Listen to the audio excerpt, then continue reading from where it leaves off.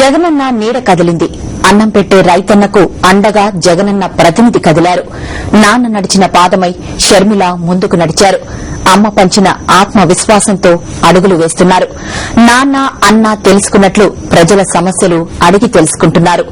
కరువు నేలపై నవ్వుల జల్లులు కురిపిస్తూ ధైర్యం చెప్తూ ఆత్మవిశ్వాసమిస్తూ భుజం తడుతూ నడుస్తున్నారు. అన్న ఇచ్చిన ధైర్యంతో కుమ్మక్కు నీచ రాజకీయాలపై నిప్పులు జరుగుతున్నారు. ఇక పాలమూరు బాసటగా మరో ప్రజాప్రస్థానం స్పెషల్ ఎడిషన్లోకి వెళ్దాం.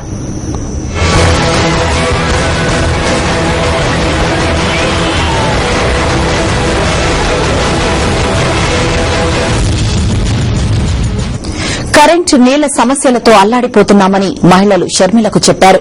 ఎవరిని గెలిపించినా తాగడానికి నీళ్లు ఇప్పించలేకపోతున్నారని షర్మిలతో చెప్పారు. ఓట్ల కోసం వస్తారు, ఓట్లు వేపించుకుంటారు, ఆ తర్వాత మరచిపోతారు అని ఓ మహిళ చెప్పింది. ఎక్కడికన్నా పోయి బతుకుదామంటే చేతిలో చిల్లి గవ్వలేదని మహిళలు వాపోయారు. వైఎస్సార్ ప్రణాళికలను పథకాలను ఈ ప్రభుత్వం మూలన వేయడం వల్లనే మీరు ఇన్ని బాధలు పడాల్సి వస్తుందని షర్మిల మహిళలతో అన్నారు.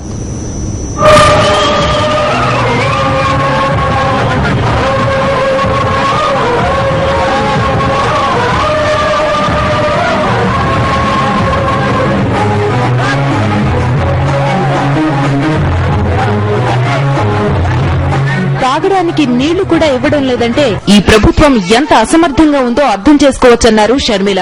జగనన్న సీఎం అయిన వెంటనే పాలమూరు జిల్లాలో మంచినీటి సమస్యను శాశ్వతంగా పరిష్కరిస్తానని చెప్పారు. సరిగా రావడం లేదు మేడం, కొన్ని గ్రూపులకు వచ్చినాయి, కొన్ని గ్రూపులకు రావడం లేదు. వడ్డీ అసలు 5 రూపాయల వడ్డీ పడుతుంది.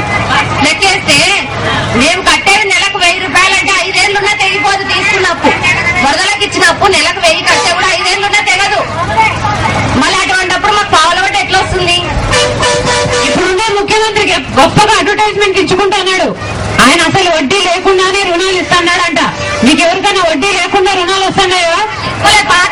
పాత అప్పే తెగలేదు, కొత్త ఎట్లా ఇస్తారు మేడం? పాత అప్పే తెగలేదు, కొత్తది ఎట్లా ఇస్తారు? ఎవరికైనా వచ్చినాయా వడ్డీ లేకుండా అప్పులు?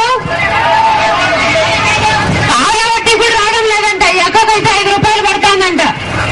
ఎక్కడ ఎవరికి ఏమి ఇవ్వకుండా ఏదో వాళ్ళ ఆస్తులు ఇస్తానట్టు ఎవరికి ఏమి ఇవ్వకుండా తప్పించుకుంటున్నాడు.